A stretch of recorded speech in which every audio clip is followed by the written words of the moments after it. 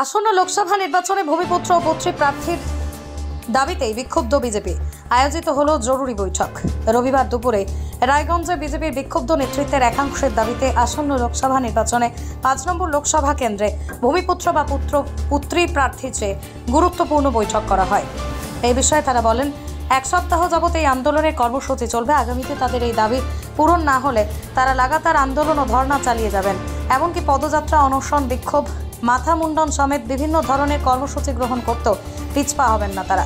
এই নিয়েই তারা ঊর্ধ্বতন কর্তৃপক্ষের নিকট লিখিতভাবে জানাবেন। তাতেও কাজ না হলে আগামীতে আরও বৃহত্তর আন্দোলনের মাধ্যমে লাগাতার এই কর্মসূচি চালিয়ে যাবেন। এ বিষয়ে জেলার প্রাক্তন সহসভাপতি বীণা ঝা কে কি বললেন শুনুন বিস্তারিত।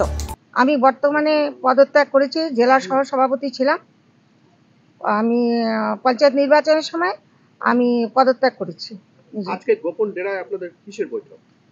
গোপন ডেরা ঠিক নয়, ব্যাপার হচ্ছে যে আমরা দীর্ঘদিন ধরে এই সংগঠনের মধ্য দিয়ে আমাদের যে জেলা সভাপতি আছেন তিনি হচ্ছেন বহিরাগত, তিনি হচ্ছেন বালুরঘাট লোকসভার অন্তর্গত এবং তাকে অবৈধভাবে এই জেলায় বসানো হয়েছে।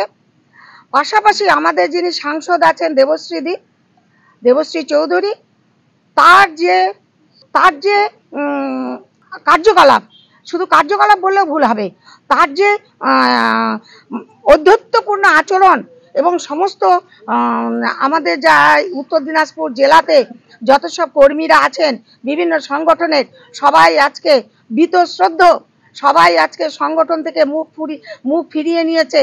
এমতো অবস্থায় যদি আগামীতে লোকসভা ইলেকশন হয় তাহলে সমস্ত কার্যকর্তা আজকে চিন্তার মধ্যে পড়ে গেছে যে আমরা কিভাবে কাজ করব এই সভাপতি এবং এই এমপিকে নিয়ে। তাই আজকে আমাদের এই গোপন বৈঠক, আপনি বলছেন ঠিকই, আমাদের এখান থেকে আমরা একটা সিদ্ধান্ত নিতে এসেছি, যে সিদ্ধান্ত আগামী এক সপ্তাহ ধরে আমাদের চলবে। সেটা হচ্ছে আমরা বহিরাগত কোনো ক্যান্ডিডেট চাই না। এটা শুরু থেকে আমরা আন্দোলনে ছিলাম। আমরা আজকেও বলছি, আমরা প্রত্যেকে বিজেপি কার্যকর্তা আমরা জোর গলায় বলছি যে আমরা আর বহিরাগতকে বরদাস্ত করব না। আমরা লোকাল ভূমিপুত্র ভূমিকন্যাকেই লোকসভা ৫ নম্বর লোকসভাতে আমরা দেখতে চাই, ১ নম্বর। ২ নম্বর হলো যে আগামী যে লোকসভা ইলেকশন হবে সেখানে যে বর্তমান জেলা সভাপতি বাসুদেব সরকার আছেন তাকে সরিয়ে এই নির্বাচনটা হওয়ার জন্য, যাতে হয় সুষ্ঠুভাবে নির্বাচনটা হয়, সেজন্য কিন্তু আজকে আমাদের এই গোপন বলুন আর প্রকাশ্য বলুন এই বৈঠকে আমরা সামিল হয়েছি। আগামীতে আমাদের যে আন্দোলন হবে প্রত্যেকটা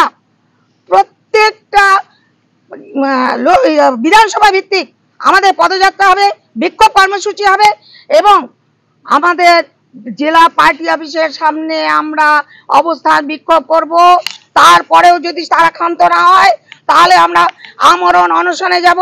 তারপরেও যদি ক্ষান্ত না হয়, আজকে আমি মহিলা নেত্রী হিসাবে আপনাদের সামনে বলছি, আমরা মাথার চুল, আমাদের যে ইজ্জত, আমাদের যে সম্ভ্রম, আমাদের যে সম্মান, সেটাকে মাথা নেড়িয়ে, মাথা চুল কামিয়ে আমরা প্রতিবাদ জানাবো, যাতে বহিরাগত প্রার্থী এবং বহিরাগত আজকে এই আমাদের জেলা সভাপতি যাতে উৎখাত হয় সেই জন্য। রায়গঞ্জ থেকে প্রণব কুমার দেবনাথের রিপোর্ট, পশ্চিমবঙ্গ সংবাদ।